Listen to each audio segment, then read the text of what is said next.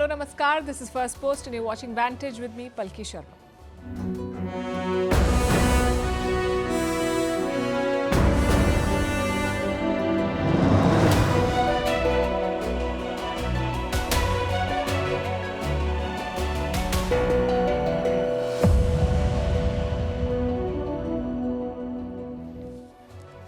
The unrest in Bangladesh is getting out of hand. Yesterday, we told you about violent protests and clashes in which students were killed. Today, we will tell you about the arrest of a Hindu priest.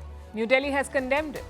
At a time when Hindus are being targeted in Bangladesh, what message is the Yunus government sending with this arrest? We will discuss. Meanwhile, in Pakistan, the capital Islamabad is under siege. Streets have turned into war zones. Protesters are clashing with security officials and breaching barricades. Imran Khan supporters are once again testing the army's grip on power. In Europe, they're bracing for Putin's new missiles. Germany is taking stock of its bunkers. Ukraine is asking for more military support, and NATO is meeting to discuss the path forward. In India, online scams are growing. Tonight, we'll tell you what is a digital arrest and how not to fall for it. In the US, Donald Trump has announced his tariff plan. It targets Mexico, Canada and China. No mention of India so far. Indonesia continues to block iPhone 16. Can governments demand investment in return for market access? Why the ISIS is turning to Africa and what does it mean for the world? What a top general in India says about women in the army and why this is an issue that should be discussed. How climate change is the Grinch this Christmas and why Santa Claus is facing challenges. And will artificial intelligence give us a 3.5-day work week? All this and more coming up. The headlines first. Russia expels a British diplomat accusing him of espionage. Moscow summons the UK's ambassador. In recent years, London and Moscow have expelled many of each other's diplomats on spying allegations. This incident comes just hours after Russia confirmed the capture of a British man who was fighting for Ukraine. China deploys its air and naval forces to monitor a US military plane that was flying over the Taiwan Strait. Beijing accuses Washington of trying to mislead the international community. China claims jurisdiction over the Taiwan Strait, but Taipei and Washington dispute that, saying the strait is an international waterway. The former chairman of the Bank of China gets a suspended death sentence for corruption. He was found guilty of accepting bribes worth more than $16 million. His sentence may be converted to life imprisonment after 2 years. This comes amid President Xi's so-called anti-graft campaign, but critics say it's a ploy to purge his political rivals.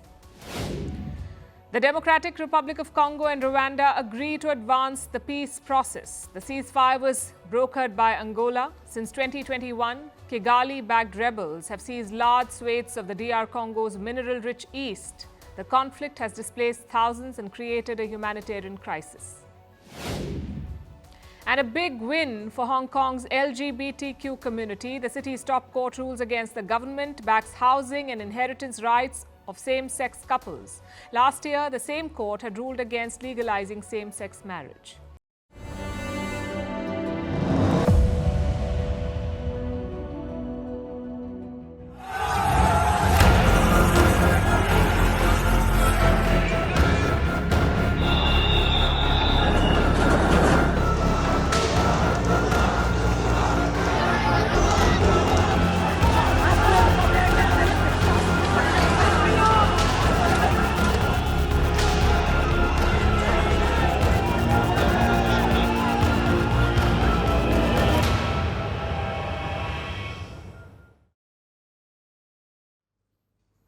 Let me introduce the new Bangladesh, where terror suspects get bail, but Hindu priests do not. It's become a major flashpoint in the country. Hindus are on the streets protesting, the police are cracking down hard, and even the Indian government has waded in. It has all the makings of a big crisis. Let's first meet the man at the center of this issue, a Hindu priest named Chinmoy Krishna Das. He used to lead ISKCON, which is a global Hindu organization. He also heads a temple in Chattogram. Nowadays, he is a spokesperson for a new Hindu rights group in Bangladesh. And why was he arrested? Over a sedition case that was filed last month. The Hindu community held a rally in Chattogram on the 30th of October. Apparently, they insulted the national flag of Bangladesh. A saffron flag was reportedly placed over Bangladesh's national flag. The priest and his supporters say it was a misunderstanding. Despite that, the cops charged 19 people in the rally, including Chinmoy Das. Which brings us to this week. On Monday, the priest was reportedly arrested from Dhaka's airport. He was later taken to Chattogram. Lawyers did seek bail from the local court, but the request was denied. Chinmoy Das was sent to 10 days in custody. His supporters gathered in the city to protest, and the cops responded with brute force. Take a look.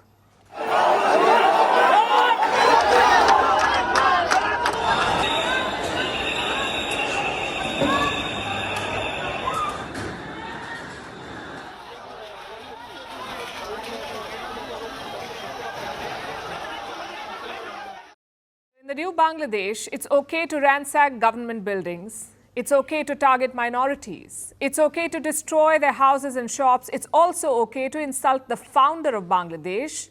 But an alleged flag mix-up? God forbid, the Republic of Bangladesh will collapse. And don't get us wrong. It's not right to disrespect any country's flag. But surely, this response is high-handed and extreme. We are talking about a sedition case against a religious leader, that too from a vulnerable minority. If convicted, he faces life imprisonment. Is this how Bangladesh is reaching out to Hindus? By targeting priests over unproven allegations and locking them up? Even the government of India is appalled. New Delhi has released a statement on this arrest. Listen to what they've said. We have noted with deep concern the arrest and denial of bail to Sri Chinmoy Krishna Das. This incident follows the multiple attacks on Hindus and other minorities by extremist elements in Bangladesh.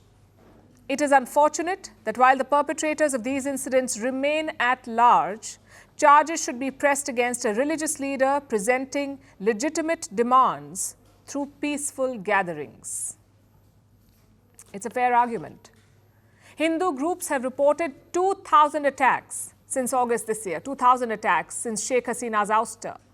Even United Nations officials have expressed concern. And how many culprits has Mohammed Yunus arrested? A big zero. In fact, he's been defending this violence. Yunus says that Hindus largely supported Sheikh Hasina, so these attacks are not religious, they are political. I'm sure that's a great relief to Bangladesh's Hindu community. Nothing reduces violence like a sociological takeaway from an 84-year-old. His regime has responded to India's statement. Let me quote again. It is with utter dismay that Bangladesh notes that the arrest of Sri Chinmoy Krishna Das has been misconstrued in certain quarters. Bangladesh maintains that such unfounded statements not only misrepresent facts, but also stand contrary to the spirit of harmony and friendship between the two neighboring countries. The statement basically says this arrest is an internal issue. It also says Dhaka is committed to religious harmony. Pretty easy to claim. But the fact is, Mohammed Yunus has enabled radicals, which is why Hindu priests and leaders had to hit the streets in the first place. The government was not helping them, so they had to help themselves. Even last month's Chattogram rally was about the same issue. Chinmoy Krishna Das was raising 8 demands, like enacting a minority law, creating a minority affairs ministry and a tribunal to punish perpetrators of the August violence. These are all just demands. You don't have to implement them overnight, but at least acknowledge them. Maybe promise to look into the issues being raised. Instead, what did you do? What did Mohammed Yunus do? He charged these protesters with sedition. It confirms what many feared after Sheikh Hasina's ouster. Bangladesh 2.0 may have no place for Hindus. And we're talking about a sizable community here. There are 13.1 million Hindus in Bangladesh. They make up nearly 8% of the population, but the interim regime does not seem to care about them. So what is the solution? Well, chances are things could get worse. Sooner or later, Yunus will have to hold elections. The front runners are both radical Islamist parties. If you think Yunus is bad, they could be worse. But India does have some leverage here, mainly in the form of trade, investments, and geographic proximity. The problem is, so far, it hasn't worked. New Delhi has issued multiple reminders to Dhaka, yet the attitude has not changed. The other option is to raise awareness on the global stage. We saw Donald Trump support Hindus in Bangladesh. Perhaps India could lobby more such leaders. Of course, the downside is losing grip. Bangladesh has long been part of India's strategic circle. More global attention could dilute that. It's certainly a dilemma for India. New Delhi has always been a promoter of democracy and freedoms in the region. We've seen that in Nepal, in Sri Lanka, and in Afghanistan. That commitment faces harsh political realities in Dhaka. We'll be tracking India's moves.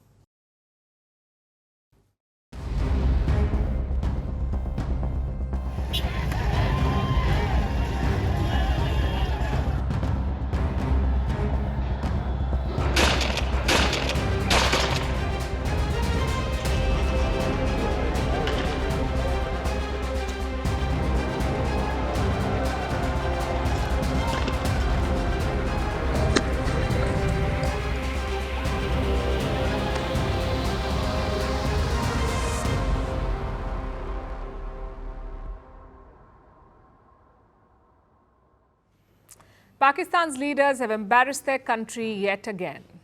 They have a visitor, the president of Belarus, Alexander Lukashenko, and he is witnessing a mess. His visit has been relegated to the sidelines because all the focus is on Imran Khan's supporters. They're holding a mega protest. Convoys from all over the country have reached Islamabad. The protesters have declared a war on the Shehbaz Sharif government.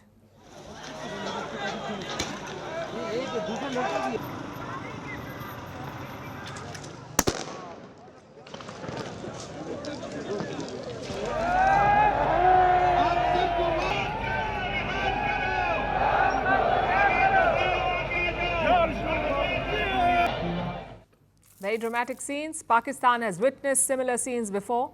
Roads blocked by shipping containers, high levels of security deployment, and a brutal crackdown by the state. But here's what's different this time. The Sharif government appears helpless, unable to contain the protesters, even when a high-profile diplomatic visit was on. Imran Khan's supporters have paralyzed Islamabad. The city is virtually locked down. Internet services have been disrupted. The army is out on the streets. Tear gas fills the air. Police has been firing rubber bullets to push back the protesters. Despite all of this, they failed to restore order. Imran Khan and his supporters are virtually holding Islamabad hostage. They clashed with the security forces today.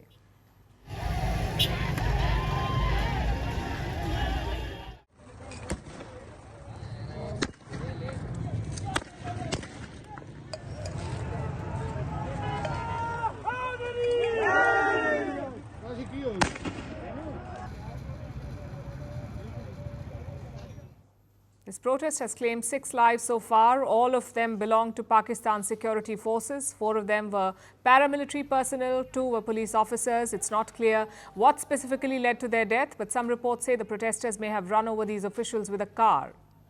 The convoys began to march towards Islamabad on Sunday. The security forces were given a clear task: stop the convoys on the outskirts of Islamabad. So roads and highways were blocked. Barricades were erected. But the protesters managed to breach them. Take a look at this video. Shipping containers placed on the roads to block the protesters, but they pulled them down.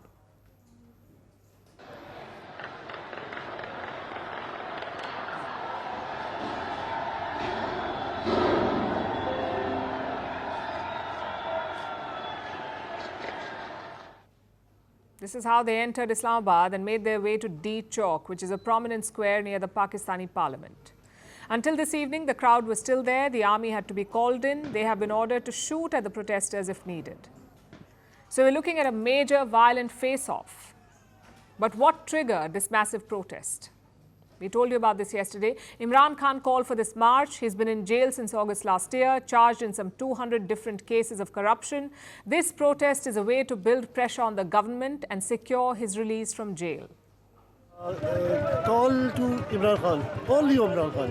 Imran Khan ने ये कहा था हमें कि आप आओ और अपने लिए, मेरे लिए नहीं, अपने लिए आओ और पाकिस्तान के लिए आओ.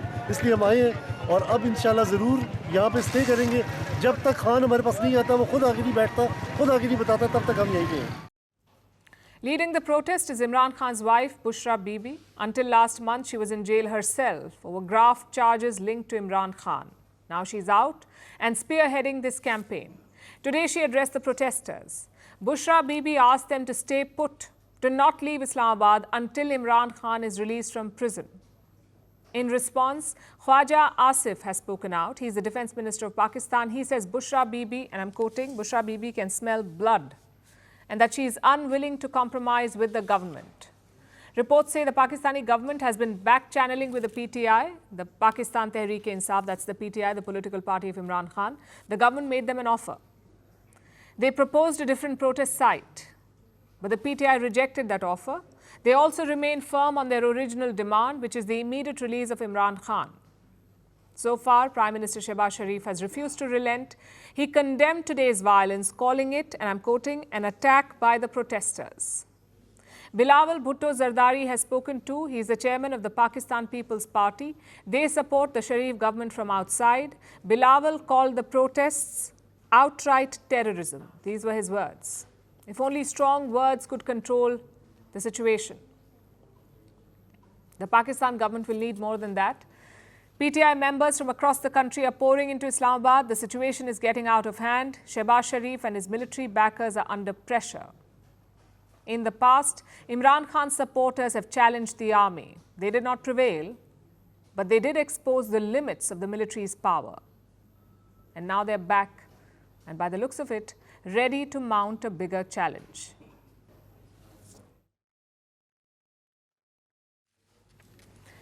Now let's look at the war in Ukraine, which has been on for 33 months now. But it is just entering its most dangerous phase, with major escalations from both sides recently. Ukraine has started firing Western weapons into Russian territory. It has fired American and British long-range missiles at Russia. In response, Moscow tested out a new weapon, a hypersonic ballistic missile called the Arishnik. Russia says it is the first of its kind in the world, and there is no defense against it.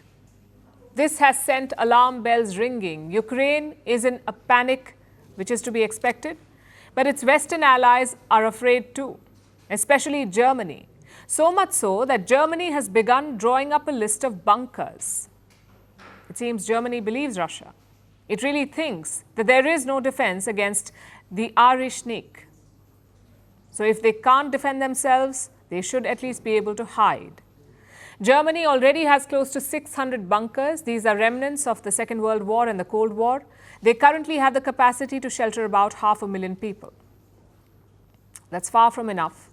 Germany's total population is close to 84 million. So if they really want to rely on bunkers, they'll have to build a lot more. In the past, Germany had about 2,000 bunkers. So now it wants to reach and probably surpass that level. And they want to do it quick. They're looking at converting underground train stations and car parks into bunkers, similar to what Ukraine did when the war began. But that's not all. Germany is planning to convert some public and private properties as well.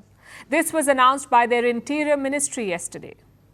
It also said it would encourage people to build their own bunkers at home, in their basements or garages. Germany also plans to roll out an app which can help guide people to the nearest bunker in case of an attack. Now, the bunker plan may sound eerily familiar. It takes us back to the Cold War, when everyone thought that a nuclear attack was imminent and they were making preparations to stay safe. The Cold War ended about 35 years ago, but it seems the world is back to where it started, with Moscow and the West on the precipice. The Western military alliance NATO is considering its options. NATO is at a critical juncture, trying to figure out what to do about the new Russian missile. Ukraine wants better air defenses. It hopes to shoot down the Arishnik missiles. So as usual, it wants the West to provide the equipment. But at this point, it's a tough ask. The West will have to scramble more resources together, or they may have to part with their own defenses. Both are a problem right now. Giving up their own defenses is risky because Russia has just demonstrated the power of its new missile. It's a medium-range missile. It can reach targets about 5,500 kilometers away. 5,500 kilometers, that covers all of Europe and parts of the US. So giving up their own defenses could leave the West vulnerable. The other option is to increase military production and send new equipment to Ukraine. But that will also be difficult because the biggest military aid provider is the US, and the incoming president, Donald Trump, wants to end the war. Well, thank you very much. It's an honor. He won't keep sending blank checks to Kiev. And without the Americans, NATO can't really arm Ukraine effectively, not at present anyway. The Europeans are planning to expand their indigenous defense industries. They're planning to become more self-sufficient, less dependent on the US. But all of this will take time that Ukraine does not have. There is no quick fix for Ukraine's problems and no shortcut to counter Russia's new missile. So by the looks of it, NATO can't do much except prepare bunkers.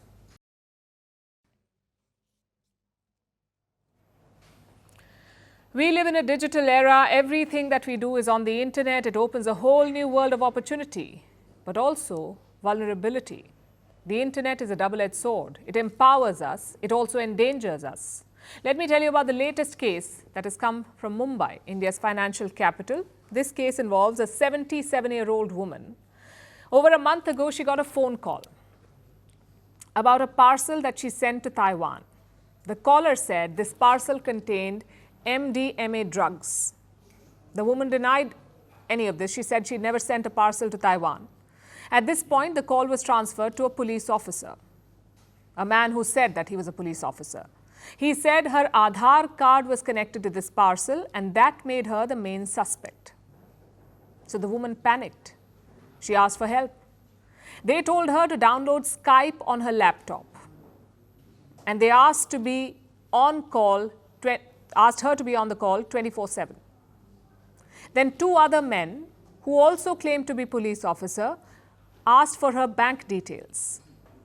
They told her to transfer money, 15 lakh rupees to 6 different bank accounts. They said she should transfer this money, 15 lakh rupees, and she was told that the money would be returned later. And it was. The 15 lakh rupees was returned.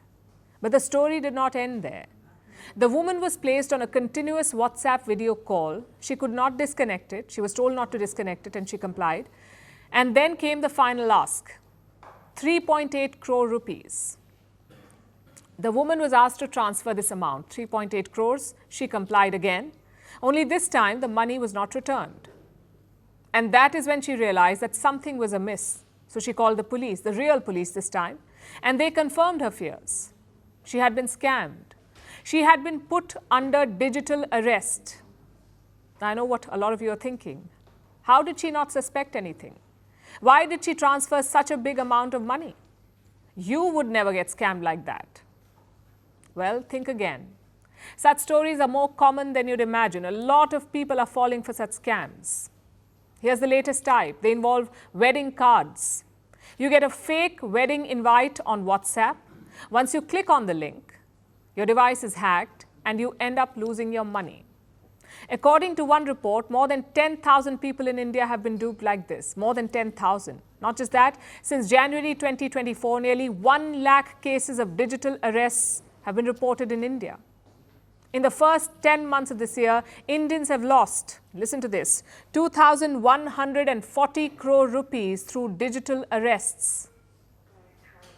That's 214 crores every single month. And that's just the official figure. A lot of people don't even report such crimes. They're either ashamed or they think the police won't help anyway. This issue is so widespread, even the Prime Minister spoke about it recently. Digital arrest के शिकार होने वालों में हर वर्ग, हर उम्र के लोग हैं। लोगों ने डर की वजह से अपनी मेहनत से कमाए हुए लाखों रुपए गंवा दिए हैं। कभी भी आपको इस तरह का कोई कॉल आए तो आपको डरना नहीं है। आपको पता होना चाहिए, कोई भी जांच एजेंसी फोन कॉल या वीडियो कॉल पर इस तरह पूछताछ कभी भी नहीं करती। So what exactly is a digital arrest? It's a deceptive tactic used by cyber criminals. They create a sense of panic and fear and use it to extort money. Here's how it works. The first step is to come up with a good story. The scam begins with an SMS or an email or even a WhatsApp message. It says that you are linked to some serious crime, financial embezzlement, drug trafficking, pornography, fraud. They use all kinds of excuses. Now, this sends the victim into a state of panic. Step number 2, the victim is already worried, So the scammers ask them to call on a specific number, which is mostly a video call, either through WhatsApp or Skype. On the other side are government officials, your police officers, your CBI agents, narcotics bureau officers. Of course, they're not real. The scammers are just impersonating them. But they go to great lengths to make the act believable. They wear official uniforms, they use government flags behind them, so people fall for it. Step number 3 is doubling down. These fake officials accuse the victim, they create an environment of fear. The victim, who's already worried, panics even more. That's when the scammers throw the bait. That is step number 4. They put the victim on a so-called digital arrest. It's basically a video call that does not end. You have to be on that call. So you are under surveillance 24/7. That's a digital arrest. Now, once the victim takes this bait, comes step number 5, intimidation tactics. Scammers say they will make the news public, that the victim will be arrested, and all of this limits a person's ability to really think clearly. And that is when the scammers go for the final step. They ask you for money, pay up and you can be free. By then the victim is so harrowed, they fall for it. They pay the amount. But where do these calls really come from? Mostly via a VPN or virtual private network, which makes it difficult to trace the source. Reports say 40% of these calls originate from Southeast Asia, from countries like Myanmar, Cambodia and Laos. 40% of the calls can be retraced back to India. They are from local call centers in small towns. The money, once received, is transferred to overseas accounts, sometimes even to crypto accounts. Now, how do you ensure that you don't fall for something like this? The first step is to be calm. Do not panic. Do not rush into doing things. The second is to verify the identity. Ask the caller for a badge. Ask them for details. Verify them with official sources. If they say they have an arrest warrant against you, ask for the warrant. Take it to a police station. The third step is to not divulge any details. Don't give your bank details. Don't give your Skype ID. Don't give the scammers more than what they already have. And the last and the most obvious one is don't pay anything. Law enforcement agencies do not ask for payments. Definitely not through WhatsApp. So do not transfer any amount of money, not even 1 rupee. If you are already suspicious, report the crime. Also do remember, digital arrests are not a thing. They're not legal in India. They're not legal anywhere in the world for that matter. So don't believe anyone when they say they're putting you under digital arrest. The real power in the digital era is awareness. Remember, scammers thrive on fear and ignorance. So knowledge is your best defense. Share this information. The more people know, the harder it will be for such scammers to succeed. Stay vigilant and do remember, always verify before you trust.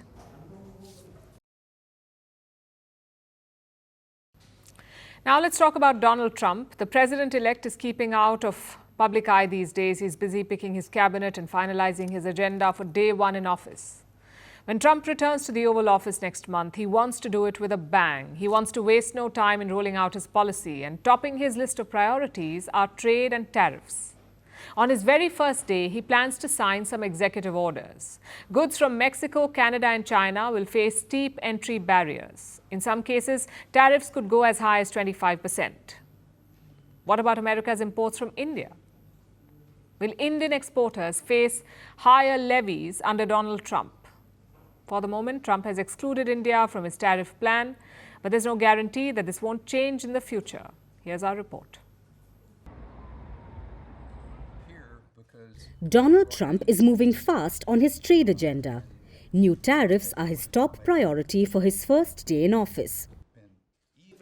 3 countries are on Trump's target: Mexico, Canada and China. Trump wants to stamp a 25% tariff on all imports coming from Mexico and Canada, while Chinese goods could face an additional 10% tariff. This would be over and above any existing duties. Will Beijing counter Trump's proposals? Well, for the moment, China is being cautious on this particular issue. I have no information to offer at the moment, but in principle, we have an open attitude toward dialogue and communication. But even Beijing should realize that Trump's threats are not empty. He's using these tariffs as leverage. The president-elect wants to extract concessions. Trump wants Mexico and Canada to address illegal immigration. With China, Trump is demanding action against illegal drugs like fentanyl. But the president-elect's approach is rattling American allies like Germany. The German economy minister has issued warnings. He fears that Trump's tariffs raise the risk of a trade war and Europe should start contemplating countermeasures. Last night's decision could be an indication that he is very serious. First, the EU must respond united to this and not tear itself apart into 2 or 3 blocks of countries, but speak as a united Europe. We must make clear that ultimately everyone loses: the United States Economic Area, and Europe. For now, India can breathe a sigh of relief.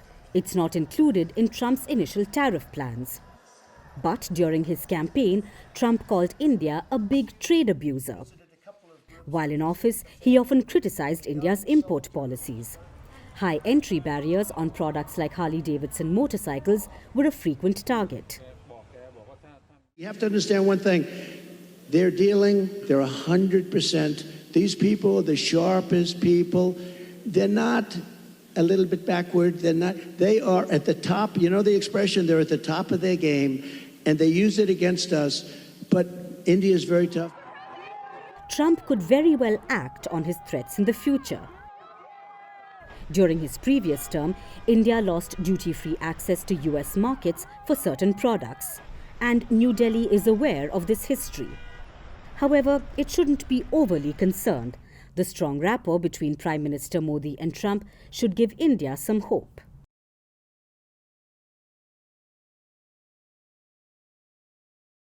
Our next story is about investments. Every country is eager for them. They want companies to come and set up projects. Some countries host glitzy forums. Others announce tax breaks and subsidies. But Indonesia is going a different way. They're using open threats. You see, the Indonesian government has banned the new iPhone 16. It cannot be sold inside the country. In Indonesia, you do not get the iPhone 16. Why? Because it does not meet local rules. Indonesia says all smartphones should have 40% domestic parts. 40% parts must be made locally. If not, those phones cannot be sold in the country. And what did Apple do? They unveiled a new investment proposal for Indonesia. It's worth around $100 million. It includes an accessory and component plan. Just one problem though, Indonesia says it's not enough. And they've got a point. Apple had committed to invest $10 million by 2023 in this country, in Indonesia. $10 million, that commitment has not been fulfilled. So Indonesia is being careful this time. They want something substantial from Apple. The question is, will they get it? On paper, the country has a lot going for it. The 4th most populous nation in the world, also the biggest economy in Southeast Asia. So Indonesia is a huge market for any multinational company, which gives them a lot of bargaining power. Then why don't other countries do it? Why don't countries use their market access to secure investments? Well, they do. I'll give you some examples. Look at Hyundai and Suzuki in India, the first foreign car makers to enter this market. Both of them had to make in India. They invested money and set up plants. Only then were they allowed to sell their cars here. Another example is South Africa. Walmart wanted to enter their market in 2012. They tried to buy a majority stake in a local chain, but the government placed conditions, like curbs on firing staff and a $13 million fund to help small businesses. Only then did Walmart get the green light. Another example is Amazon and Brazil. Amazon is investing $1.8 billion in their digital infrastructure. What did they get in return? A chunk of the e-commerce pie. In 2020, Amazon had just one distribution center in Brazil. Today, they have more than 20. So countries have been leveraging their markets to secure investments. But a couple of things to note here. First, not everyone can do it. A Brazil or an India or an Indonesia is a massive market. Hence, they can throw their weight around. But a tiny island nation, for instance, cannot do it. That's the difference. Secondly, it's a tough balance to strike. You cannot push the companies too far, nor can you give them a free pass. Let me explain. Suppose you ask Apple or Google to make phones in your country. If not, they cannot sell. But what if your country does not have good domestic phone makers? Maybe you do, but their phones are too expensive. Then it will end up hurting the customers, aka your voters. So the market leverage is not absolute. Similarly, you can't give foreign companies a free pass. Maybe they have better technology than you. Maybe they can beat local prices, in which case local companies will be put out of business. So the key is to strike a balance between the two. Just look at India. We've been hearing rumors about Tesla coming to our market, but each time nothing happens. Again, the issue is leverage. India wants Tesla to establish a factory here to make some parts or assemble the cars on our shores. But Tesla does not want that commitment. They first want to see whether Indians can buy their cars. Only then do they want to make a factory. Same with laptops. Reports say India is mulling import curbs on laptops, a 5% cut every year. The idea is to encourage foreign makers to produce in India, but the risk is always there. If you go too far, you can be taken to court. In this case, the World Trade Organization. And it has happened before. India and the US had such a dispute in 2013.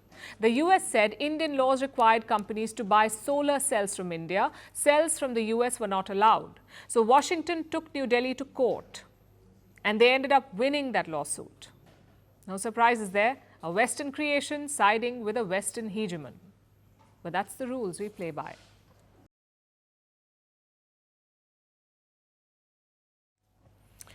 Our next story is from Africa, from the turbulent West African Sahel region. The area is famous for two things these days: military coups and terrorism. 3 West African nations have seen coups in the last 3 years: Mali, Burkina Faso and Niger. But these coups were partly a result of terrorism. Groups like Al-Qaeda and the Islamic State have a strong presence in these countries. The terrorists have been wreaking havoc for over a decade, and the civilian governments could not deal with them. That is partly why the militaries orchestrated coups. The soldiers thought that once they took control, they could fight the terrorists more effectively. That hasn't really worked, though. Instead, it's the terrorists who have benefited. They're making territorial gains, and they may even form a new state in the Sahel. Our next report has the details. What comes to mind when you hear the phrase terrorist hotspot? Which country do you think of? For India, it's Pakistan. Pakistan will point the finger to Afghanistan. Israel will name Gaza, Iran, Syria, Yemen, and probably a few more. The US will name all of the countries mentioned and add Iraq to the mix, because that is where they fought most of the so-called war on terror, starting with Saddam Hussein and later the Islamic State of Iraq and Syria, abbreviated to ISIS. ISIS gained global attention back in 2014. The group had conquered large parts of Iraq and Syria and proclaimed a caliphate there. It took years to dismantle this terror state. Everyone fought against it: the Americans, the Russians, the Iranians, Germany, Italy. ISIS was an enemy to the entire world, and it was finally crushed in 2019. But fast forward to 2024, and ISIS is rearing its ugly head once again. But maybe not where you'd expect. ISIS isn't gaining territory in West Asia, but in West Africa instead, in 3 countries in the Sahel: Mali, Burkina Faso and Niger. This is the new stronghold of ISIS, or rather one of its branches. Instead of the Islamic State of Iraq and Syria, this is the Islamic State Sahel Province, the ISSP. This was once a random group of ISIS sympathizers. They pledged themselves to the ISIS Caliphate in 2015, but the Caliphate didn't officially recognize them till 2022. By which point, the Caliphate had mostly collapsed. But even without recognition, ISSP was wreaking havoc in the Sahel, alongside other terror groups, like a local affiliate of Al-Qaeda called the JNIM. Together, the JNIM and ISSP have carved up large parts of Mali, Burkina Faso and Niger. They've been running rampant for around a decade, and they've slowly expanded their control. This has caused political upheavals in the Sahel states. Mali, Burkina Faso and Niger all saw military coups. Every time, the militaries justified them by saying that the civilian governments were not doing enough to stop the terrorists. The juntas cut ties with their former Western allies, like France and the US. Instead, the juntas are working with Russia. Russian mercenaries are helping the juntas fight the JNIM and ISSP. But despite this, the terrorists keep gaining ground. They control vast swathes of territory outside the major cities. And they look like they're on their way to creating a new caliphate, based in West Africa. The US is alarmed at this development. Top American counterterrorism officials say that this is a long-term threat to US interests. They believe that if a new caliphate is allowed to appear in West Africa, it could be used as a launchpad for attacks on other parts of the world. A West African caliphate could stage attacks against Europe and even the mainland US. American officials are worried about this, and they're also frustrated because no one seems to be paying enough attention. They say the CT world gets it, but most of Washington is consumed by Ukraine or China or the Israel crisis. If we let this threaten the Sahel metastasize, we'll really come to regret it. Western forces have been kicked out of the region. The juntas ruling Mali, Burkina Faso and Niger are working with Russia instead. But Russia is fighting a full-scale war against Ukraine. It can't spare the thousands of troops needed to eliminate the terror groups in the Sahel. If the war in Ukraine ends, Russia may be able to crush the JNIM and ISSP. But until that happens, the West African terrorists have a free run. And they're on their way to becoming a new global menace.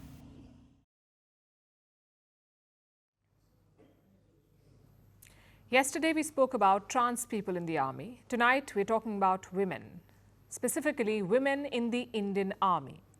They scored a big victory in 2020. That's when India's Supreme Court opened up leadership roles for them.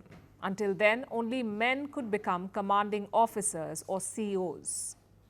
It's been 4 years since that verdict. The Army now has 108 women COs, 108 women commanding officers. But not everyone is happy about this. A senior officer has written a letter to the Eastern Army commander. His name is Lieutenant General Rajiv Puri. The letter is basically a review of 8 women COs. And the findings? Well, listen to this. It says women COs lack tact and empathy. They settle issues through might, not mutual respect. They hold prejudices and mistrust. They try to overcompensate for perceived softness. They file complaints at the drop of a hat. They maintain a mean facade. They have a misplaced sense of entitlement, and their approach is my way or the highway. This is a top general's assessment of women commanders. Now, first things first, this is not a reflection on all women COs. This is just 8 out of 108. Secondly, let's assume that these issues do exist. Was this the best way to address them? Were these the right words to use? Some women officers say that the letter is disturbing. They believe things could have been handled in a dignified way, which is a fair point. And third, how real are these claims? The truth is, it's impossible for us to know. We don't have information about how these women COs lead. Maybe these concerns are all valid. Maybe they're exaggerated. Maybe they're completely false. Your guess is as good as mine. But when it comes from a senior officer, they must be addressed. So what is the solution? The general says, forget gender equality. Instead, focus on gender neutrality. Meaning, do not make appointments based on gender, make them based on gender neutral criteria. It sounds like a fair ask. But it also must be placed in context. You see, women were never groomed to be military leaders. Until 2020, they were not even eligible. So challenges were bound to emerge eventually. But the solution is not to make a U-turn. The solution is to invest more in women leaders, more time, more energy, and more patience. What doesn't help is letters that smack of sexism. And by the way, other countries have done it. More than 14 NATO countries have female 3-star generals. Israel also has women in commanding positions in their military. Does anyone think that NATO is a weak military? Or that Israel is not a professional army? I don't think so. Also, just consider what this assessment is trying to say, that women commanders have leadership issues, that maybe it's not such a good idea. And that too, when India's commander-in-chief is a woman, the president, Draupadi Murmu. We've had female defense ministers. We've also had a female prime minister. Would similar questions have been raised on their temperament? Privately, maybe. But like this? Again, I don't think so. If there are real issues, they must be sorted out. After all, this is a case of national security. This is a matter of national security. But sweeping statements and letters that are made public may not be the answer. And if they're not real issues, even more questions may have to be asked. Uncomfortable, but necessary questions. We are less than a month away from Christmas. It's the season of cheer and obviously Santa Claus, but this winter is a harsh one for him. His idyllic Arctic home is grappling with a harsh reality, that of climate change. The town of Rovaniemi in Finnish Lapland is popularly known as the real home of Santa Claus. By this time of the year, it should be blanketed in pristine snow. Not this time though. This year, rain is falling from a grey sky and the temperatures hover above freezing. Our next report tells you why this is a stark reminder for the world. High above the Arctic Circle lies Rovaniemi, a place known as the home of Santa Claus. For decades, it's drawn visitors from around the globe, captivating millions with its pristine beauty and Christmas charm. But right now, a stark reality is unfolding here. A month before Christmas, Rovaniemi should be blanketed in snow, its landscapes transformed into a winter wonderland. But this year, the Arctic town grapples with a warming reality. The skies are gloomy. The temperatures aren't even freezing. It's around 2 degrees Celsius. Santa's reindeer may still be able to fly, but they will have to encounter rain instead of snowflakes. Of course, my reindeer, they can fly, so that's no problem. But it's so much nicer when everything is covered with the snow, and it really gives you the Christmas feeling. The Arctic is no stranger to climate change or global warming. In fact, it's warming nearly 4 times faster than the rest of the world. Summers are hotter, winters more unpredictable, and the consequences are reshaping life in the region. Warmer winters are affecting traditions and disrupting the local ecosystem. Take the reindeer, for example. Santa and the world love them, but they are struggling for food. Milder winters means that snow has melted and refrozen, and this has buried their main food, lichen, under layers of ice. We can see that the climate change is true, and it's affecting the reindeer, it's affecting the life here in the Arctic. Last year, this time, we had this much. Actually, talking this morning with my elves that last year, the same day, we had -12 and we had this much of snow. So it's a different year. This comes amid a tourism boom in the region. Last year, Rovaniemi recorded an all-time high of 1 million overnight stays. This year, it could be higher. They are drawn by the allure of meeting Santa Claus and the promise of a snowy wonderland. Well, there's no snow yet, but activities like reindeer sleigh rides try to keep the magic alive even under grey skies. I figured it would be much more snowy. I mean, it still feels like Christmas just because it's everywhere, but I figured it would be a little bit more Santa-like, if that makes sense.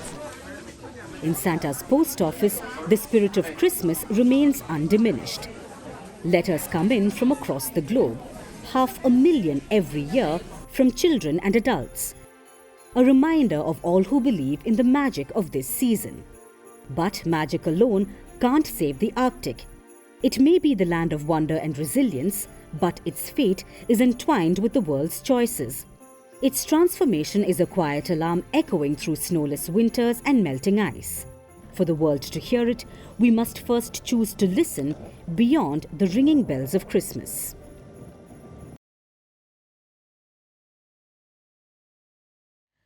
For our last story tonight, let me ask you a question. Have you ever heard of a human alarm clock? Would you like to work as one? I know it sounds absurd, but before the 18th century, before the Industrial Revolution, this used to be an actual job, a human alarm clock. People used to go around in the dark. They would wander cold streets, tap on people's windows with long sticks and wake them up for work. But mechanical alarm clocks changed this. Now we can snooze 10 morning alarms guilt-free. Why am I telling you this? Because we are witnessing a similar shift again. We are living in the 21st century through the fourth industrial revolution with artificial intelligence. This has invited a range of changes, some mundane, some big, and others shocking. In Australia, TV newscasters are interviewing androids. Ukraine's government has an AI spokesperson. Spain has AI models. Simply put, this technology is changing work and leaving us with many, many questions. How will artificial intelligence impact the workforce? Which jobs are at risk? Should we be scared? According to Goldman Sachs, maybe. This is an investment bank, Goldman Sachs. It says that AI could replace 300 million jobs. That's quite a doomsday prediction. But some experts are focusing on the silver lining, like Jamie Dimon. He's the CEO of JP Morgan, America's biggest bank. One of Dimon's old interviews is making the rounds again, where he says that yes, AI will change work, but maybe for the better. It will improve work-life balance. Dimon says that the work week could shrink from 5 days to 3.5 days a week. To most employees, working for about 4 days and getting paid for 5 sounds like a dream. But does this theory hold water? Well, the jury is still out. After all, this is a fairly recent thought. But newer research agrees with Dimon. Study after study shows that a 4-day work week is possible with AI. According to McKinsey, AI will help employees take a step back. They could automate tasks. About 70% of their working hours could be automated. This will benefit employees, companies, and economies. It could add $4 trillion to the global economy every year. But is this practical? Many countries are quoting the idea, mostly in the West, like the US, the UK, Ireland, Spain, Belgium, Australia, along with Japan in Asia. They're sending dozens of companies on trial and testing a 4-day work week. As pilots continue, AI is boosting productivity and cutting down working hours. So the results are mostly positive. That is not to say that there are no hurdles. First, not every nation can replicate these models. Some nations don't have the right tools or the right technology. Some don't want a major shift in the existing work pattern. Others don't have the right guardrails. And that's also the second reason, by the way. Governments are playing catch up with AI. The technology is not well regulated. AI is still work in progress, prone to making errors and posing threats to data and security. Since many jobs have never been automated before, we don't really know what could go wrong. So it's a mixed bag of risks and benefits. AI at work is like a double-edged sword. The result depends on who is wielding this sword. So whether you're currently in the workforce or planning to join it some 5 years later, there are things that you should know before you go to war. And ambiguity aside, 2 things are fairly certain. AI will automate tasks, but not entire occupations. Meaning, someone with little knowledge could write code. Finance teams could optimize forecasts, and HR could automate administrative tasks. But in other scenarios, AI could replace labor altogether instead of complementing it, like with customer service. So weigh the benefits and risks and chart your course. Be open to innovative work structures, upskill and level up, because throughout history, technology has offset job losses and job creation. So before you're forced to be a caretaker of machines, learn how to leverage the technology.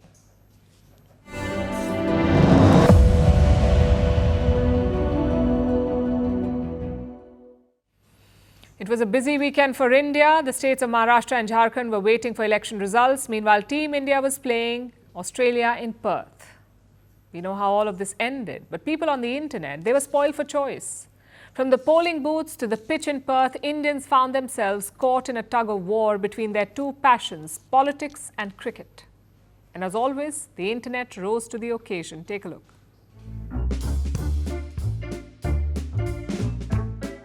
बिल्कुल time नहीं हमारे पास. I'm very sorry sir. Hello. बिल्कुल time नहीं है. कौन बाटा? Tata? No. Monday को phone करना, Monday को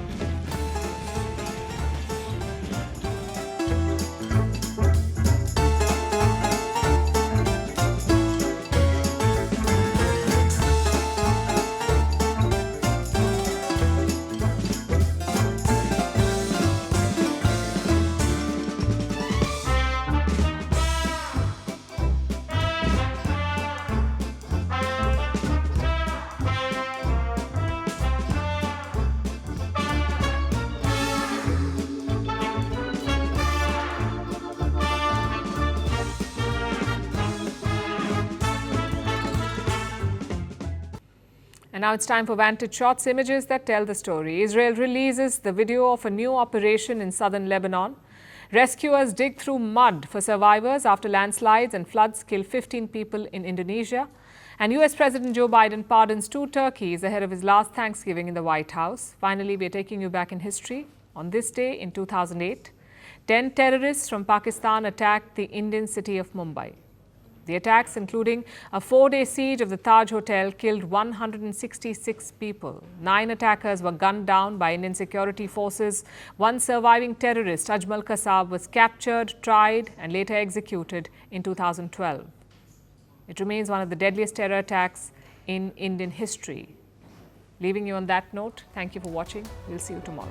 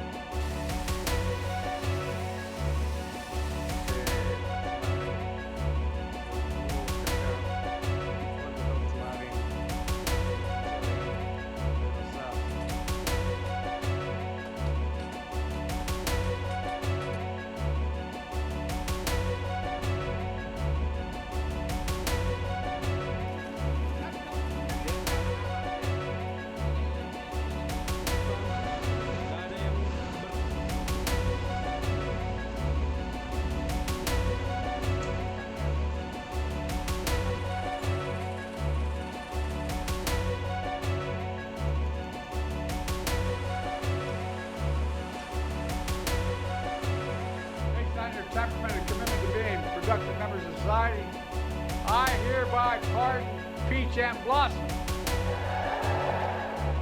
According to experts, Peach weighs 41 pounds, loves to eat hot dish and tater tots, and cross-country skis. You know, dreams to see, the real dream he has is to see the northern lights. He lives by the motto, keep calm and gobble on.